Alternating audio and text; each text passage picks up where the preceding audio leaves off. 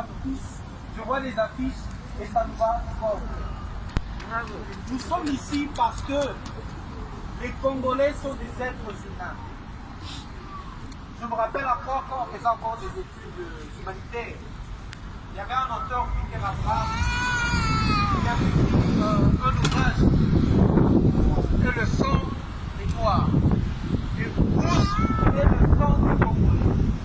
Plus de 12 millions de morts, il y a un rapport qui s'appelle le rapport Babi, qui n'a pas été rédigé pour être placé sous les placards.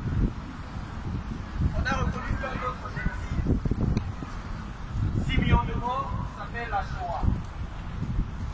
On nous a dit que c'était horrible. Conclusion, plus jamais ça. Il y a eu le génocide au Rwanda, 800 000 ou 1 million, on ne sait pas trop, mais c'est inhumain. On nous a dit que c'était terrible. Conclusion, plus jamais ça. Il y a plus de 12 millions de morts au Congo. Conclusion, silence mondial. Et nous, Congolais, nous disons, on n'en veut pas, nous réclamons justice. Voilà la raison principale pour laquelle nous nous retrouvons ici. Un humain n'a pas le droit d'ôter comme il veut la vie d'un autre humain.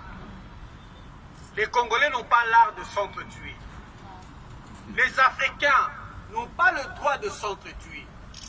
Tu veux être respecté comme humain chez toi, et bien chez nous en RDC on dit, respecte la vie des Congolais. Parce qu'il y a la justice. Nous réclamons donc l'application, la mise en pratique du rapport MAPI. Nous réclamons justice. Et après, puisque les massacres ont continué, ne faudrait-il pas réclamer un autre rapport, d'autres enquêtes? Parce que ceux qui tuent et font tuer les Congolais et les Congolaises sont en liberté. Oui. Certains d'entre eux sont encore au pouvoir. Oui. Nous ne voulons pas qu'un homme au pouvoir ou à la tête du pays nous dise « je ne veux pas fouiner dans le passé ». Puisque tu es incapable de fouiner, on finira à ta place. Il faudrait qu'on laisse un pays libre, un état de droit à nos enfants. Nous vivons dans le monde occidental. On nous parle de droit, on nous parle de justice. Maintenant qu'on nous parle de compliment, tout le monde va entrer à l'heure prévue ou pour faire à la maison. Parce qu'il y a le droit que nous devons respecter. On veut que dans notre pays, on nous respecte. Il faut respecter la vie de nos Congolais. Il faut respecter la vie des autres. Oui. Mais les enfants violés, les enfants d'une année, de 2 ans. Ici déjà, avoir une relation amoureuse avec une fille de 16 ans, ça s'appelle de la pédophilie. Alors, cherchez-moi le terme exact pour un être humain. Un homme de 40 ans, de 50 ans, qui viole un enfant de 2 ans RDC. Et si c'est un peuple d'éliminer, et il est au pouvoir, et il est levé au grade de général, c'est pas lui qui l'a fait directement. S'il était le donneur d'ordre, cherchez-moi un verbe. Comment peut-on le qualifier? Merci beaucoup. Quand est-ce qu'il y aura justice pour les Congolais? Sauf pour les êtres humains ou les animaux?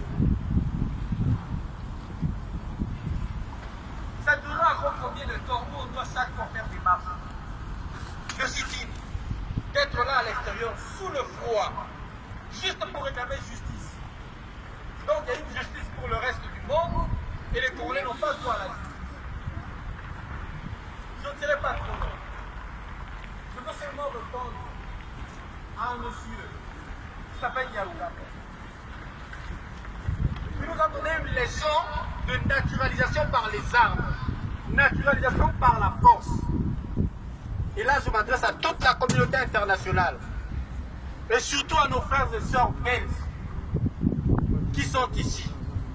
Si parmi nous, il y a des frères congolais et des sœurs congolaises qui sont sans papier, dites-nous quelle commune nous on doit confisquer. Combien de Belges doit-on tuer pour qu'on donne le séjour aux Congolais? Quel peuple au monde a le droit de faire ça?